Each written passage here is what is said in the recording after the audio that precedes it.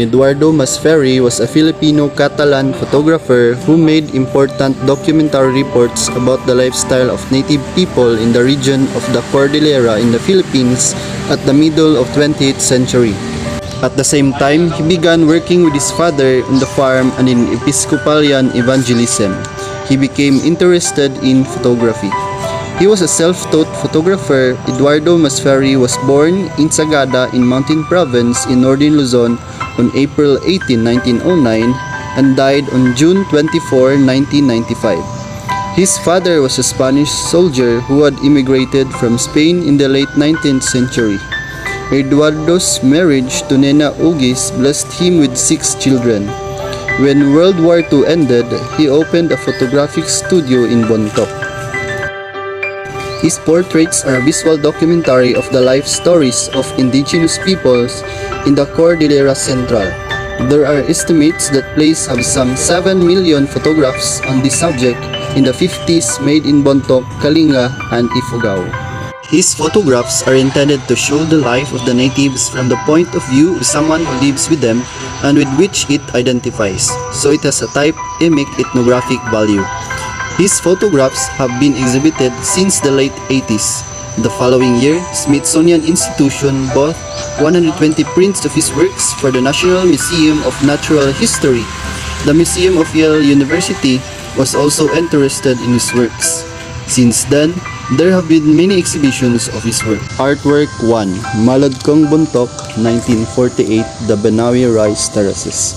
Source of subject, landscape. Style of art, representational. Nature and function of art.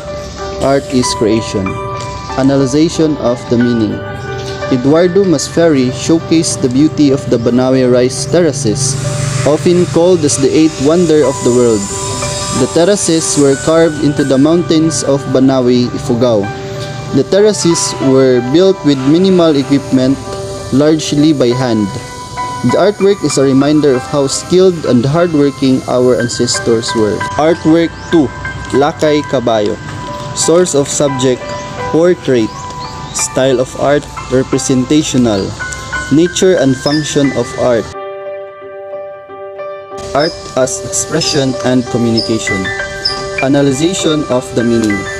Lakay Kabayo photograph is a representation of a respected elder, Lakay Kabayo, wearing his buaya or ceremonial necklace with boar, dog, and crocodile teeth in woven rattan. The photo was taken at Sagada Mountain Province in 1950. This showcases the hunting way of life of the Cordillera people.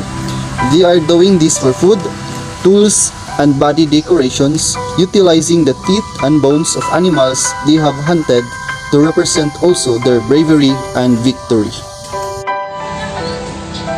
Conclusion. Eduardo Masferre was a Filipino-Catalan photographer who made important documentary reports about the lifestyle of native people in the region of the Cordillera in the Philippines at the middle of the 20th century.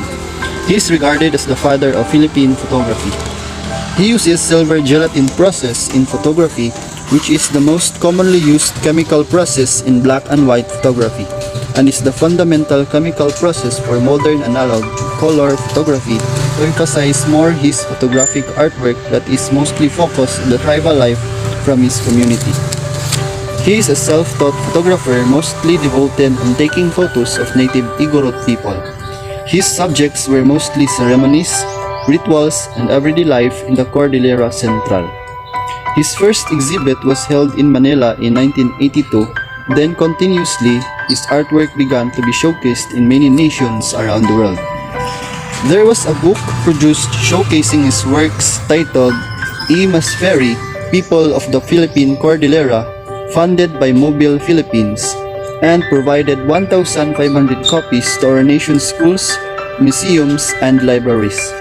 In 1989, he was invited to exhibit his works at the world's most prestigious photographic exhibition, Les Contres International de la Photographie, in Arles, France. He is the only recorded Filipino to receive this honor.